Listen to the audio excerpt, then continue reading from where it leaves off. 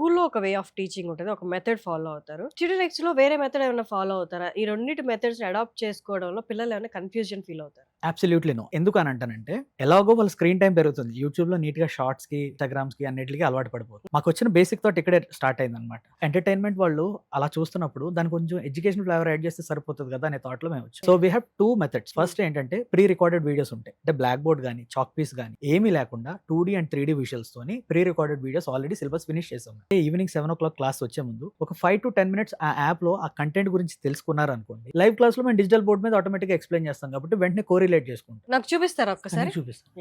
From here onwards, let us discuss how the energy మీకు almost మన పిల్లలు రోజు వీడియోస్ చూస్తారు కదా యూట్యూబ్‌లో అలాగే ఉన్నాయి. మీరు కవర్ చేసేది academic syllabus. Academic complete CBSE సిలబస్‌ని మనం కవర్ చేస్తాం. సో మెథడ్‌ని అడాప్ట్ చేసుకోవడం అయితే కష్టం ఏముండదు. కథలా అసలు చెప్పేయడం అంతే. మీ పిల్లలు కంపల్సరీగా యూట్యూబ్ అండ్ ఇన్‌స్టాగ్రామ్ చూస్తే డెఫినిట్‌గా ట్యూటోరిక్స్ ఎంజాయ్ చేస్తారు.